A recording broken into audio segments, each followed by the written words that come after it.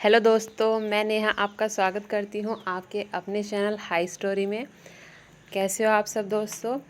और जैसा कि आप सब जानते हैं, हम एनसीईआरटी हिस्ट्री की बुक्स जो है पढ़ रहे हैं। और ये एनसीईआरटी की बुक्स जो है हमें हर एग्ज़ाम में भी पढ़ने के लिए बोली जाती है। तो इसीलिए हमने क्लास 6 से स्टार्ट किया है और उसकी पूरा एक्सप्लेनेशन मैं आपको कराती हूँ। और उसके बाद जो उसके क्वेश्चंस होते हैं वो भी मैं आपको करा रही हूँ, ताकि आपको ज़्यादा से ज़्यादा हेल्प हो सके। तो लास्ट वीडियो में मैंने चैप्टर 6 आपको पढ़ाया था और आज हम उसी के क्वेश्चन आंसर की बात करेंगे। ठीक है, तो जो उसकी एक्सरसाइज में क्वेश्चन आंसर दिए गए हैं आज मैं आपको वो कराती हूँ।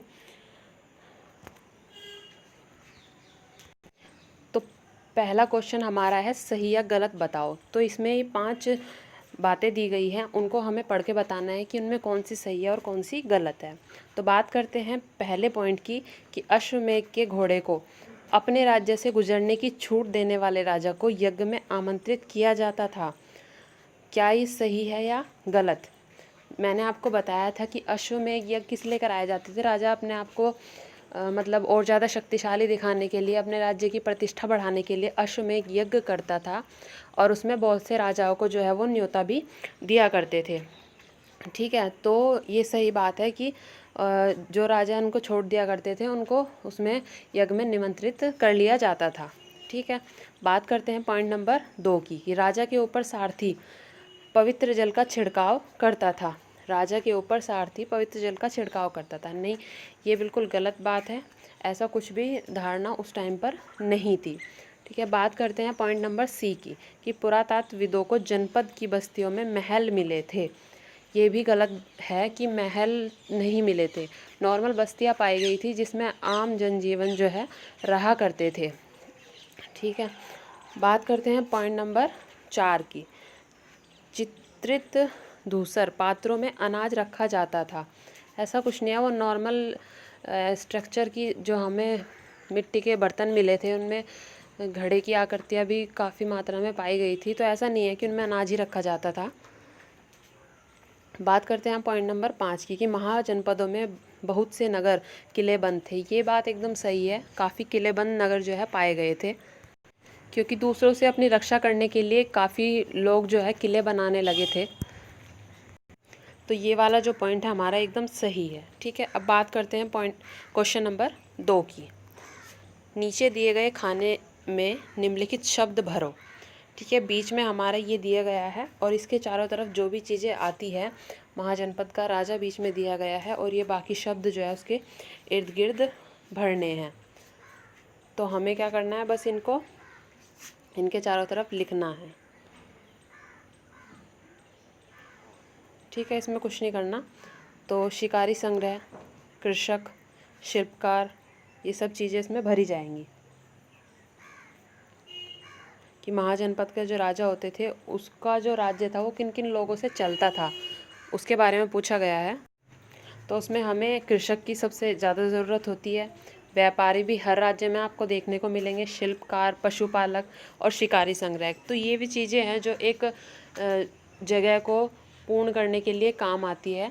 ठीक है, अगर भाई कृषक भी नहीं होंगे तब भी किसी राज्य का काम नहीं चलेगा, क्योंकि अगर अन्न नहीं होगा तो लोग खाएंगे क्या, है ना। अगर व्यापार दूसरों के साथ हम नहीं करेंगे तो हमारी जो पहुंच है वो एक स्थान से दूसरे स्थान पर कैसे पहुंचेगी, कैसे पता चलेगा लोगों के बारे में। और जब लोग कृषि करते हैं तो पशुपालन भी एक आम बात हो जाती है करने की। और शिकारी संग्रह, जानवरों का लोग शिकार भी करते हैं।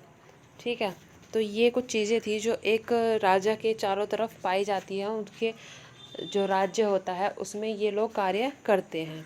ठीक है, बात करते हैं प्रश्न नंबर 3 की कि समाज में वे कौन से समूह थे जो गण की सभाओं में हिस्सा नहीं ले सकते थे। तो ये चीज़ हमने पढ़ी भी थी कि समाज में सबसे ज़्यादा जो दयनीय स्थिति थी वो किन किन की थी। तो इसमें आते थे शूद्र, और शूद्रों जैसी स्थिति महिलाओं की भी मानी जाती थी। और दास जो होते थे, इनको किसी भी सभा में बैठने के लिए नहीं रखा, मतलब बोला जाता था, ना इनको बैठने दिया जाता था। इनको कोई भी अधिकार नहीं थे, ये खुद से कोई भी कार्य नहीं कर सकते थे। इनके जो भी स्वामी होते थे या जिनके तहत ये काम करते थे उनकी ही आज्ञा इन पर चलाई जाती थी, उनसे ही जुड़े हर नियम इन पर लागू किए जाते थे। अपने जीवन का इनके पास कोई भी महत्व नहीं था, बस दूसरों की सेवा और इनका काम होता था। ठीक है, अब बात करते हैं महाजनपद के राजाओं ने किले क्यों बनवाए। हम भी ये सब जानते हैं कि हम अपनी सुरक्षा करने के लिए अपनी सीमाओं पर सेना रखते हैं, बहुत जगह बॉर्डर बनाते हैं, सीमाएं रखते हैं। तो वो क्यों रखते हैं? ताकि बाहर के लोग हम पर आक्रमण ना कर सके, बाहर के लोगों से हम सुरक्षित रहे। तो इसमें भी कुछ यही पॉइंट है कि महाजनपद के राजाओं द्वारा किले के निर्माण करने के प्रमुख कारण जो है वो निम्नलिखित है। तो नंबर 1 की बात अगर हम करें तो कुछ राजा बाहरी राजाओं के आक्रमण के भय से अपनी सुरक्षा के लिए किलों का निर्माण किया करते थे, क्योंकि अगर किले होंगे तो राज्य सुरक्षित माना जाता था। पॉइंट नंबर 2 है कुछ राजा अपनी शक्ति तथा समृद्धि का प्रदर्शन करने के लिए भी किलों का निर्माण किया करते थे। तो ये कुछ 2 पॉइंट दिए हुए हैं कि किले क्यों बनवाए जाते थे। बात करते हैं हमारे अगले प्रश्न की, प्रश्न नंबर 5। आज के शासकों के चुनाव की प्रक्रिया जनपद के चुनाव से किस तरह भिन्न थी। मतलब आज का जो चुनाव किया जाता है और उस टाइम पर जो चुनाव होते थे उनमें क्या डिफरेंस जो है वो बताना है। तो आज के शासकों का चुनाव आम जनता द्वारा मतदान के माध्यम से किया जाता है। जैसा आप सब जानते हैं कि किसी के भी इलेक्शन हो तो हमें वोट डालने के लिए कहा जाता है, परंतु जनपदों में कुछ बड़े बड़े यज्ञों को आयोजित कर कर राजा बन जाते थे। जैसा मैंने आपको बताया था कि अश्वमेध यज्ञ किया जाता था और भी कुछ इनके माध्यम हुआ करते थे। चुनाव भी इनमें थोड़ा बहुत किया जाता था, पर जो स्वतंत्रता आज है वो उस टाइम पर नहीं होती थी। ठीक है, तो ये थे हमारे चुनाव के कुछ तरीके। अब बात करते हैं प्रश्न नंबर 6 की। तुम्हारी पुस्तक के अंत में दिए गए राजनीतिक मानचित्र में अपना राज्य ढूंढो। क्या वहाँ प्राचीन जनपद थे? अगर हाँ तो उनके नाम लिखो, अगर नहीं तो अपने राज्य के सबसे नज़दीक पड़ने वाले जनपद का नाम बताओ। तो ये जो क्वेश्चन है ये आपके ऊपर डिपेंड करता है कि आप कौन से एरिया में रहते हैं। तो उसके हिसाब से आपको अपना जनपद बताना है और उसको मानचित्र में ढूंढ कर भी हमें दिखाना है। ठीक है, तो ये आपका होमवर्क समझिए। तो मानचित्र में ज़रूर ढूंढिएगा कि आप कौन से क्षेत्र में रहते हैं और उसके हिसाब से अपने जनपद को जो है अंडरलाइन आप कर सकते हैं मानचित्र में। ठीक है, बात करते हैं हमारे प्रश्न नंबर 2 की। तो प्रश्न नंबर 2 के उत्तर में बताए गए समूह में से कौन सा समूह आज भी कर देते हैं? जो टैक्स होता है वो कौन कौन लोग देते हैं उसके बारे में पूछा गया है।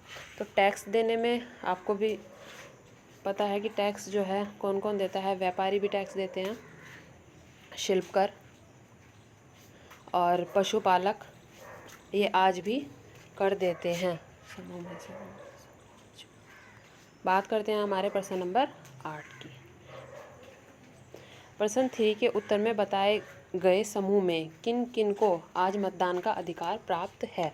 मतलब उस टाइम पर जैसा मैंने आपको बताया था, स्त्रियों को, दासों को, है ना, शूद्रों को और जो निम्न जाति के लोग होते हैं इनको जो है चुनाव करने का कोई अधिकार नहीं होता था, मतदान देने का कोई अधिकार नहीं होता था और कोई भी सभा में इनको नहीं बुलाया जाता था। परंतु आज का बदलाव हो चुका है। आज स्त्रियों की दशा, दासों की दशा और जो काम करने वाले लोग हैं, निम्न जाति के जो लोग होते हैं काम कर, उन सभी को ये अधिकार प्राप्त है कि वो मतदान कर सके और सभाओं में जा सके। और उस टाइम पर दास रखे जाते थे, लेकिन आज हमारा देश स्वतंत्र हो चुका है। हम आज कोई भी किसी का गुलाम नहीं है। तो ये जो हमारी मतदान की स्थिति है वो काफ़ी सुधार हो चुकी है। लोग सभी को अधिकार है अपना मत देने का कि वो अपना राजा किसे चुनना चाहता है। ठीक है, तो दोस्तों ये था हमारी आज की वीडियो जिसमें मैंने आपको चैप्टर 6 महाजनपद के क्वेश्चन आंसर कराए जो बुक में दिए गए थे। और आशा करती हूँ आपको मेरा पढ़ाया हुआ समझ में आ रहा होगा। और अगर आपको ये वीडियो अच्छी लगी तो प्लीज़ लाइक कीजिएगा और ज़्यादा से ज़्यादा दोस्तों को शेयर कीजिएगा। और अगर आप इस चैनल पर नए हैं तो प्लीज़ चैनल को सब्सक्राइब कर लीजिएगा ताकि मेरी हर वीडियो आप तक पहुंच सके। और बेल आइकन भी दबा दीजिएगा ताकि नोटिफिकेशन आपके पास आ सके। तो थैंक यू सो मच दोस्तों, मुझे अपना कीमती टाइम देने के लिए, मेरी वीडियो को पूरा देखने के लिए। थैंक यू दोस्तों, मिलते हैं अगली वीडियो के साथ। तब तक के लिए बाय दोस्तों।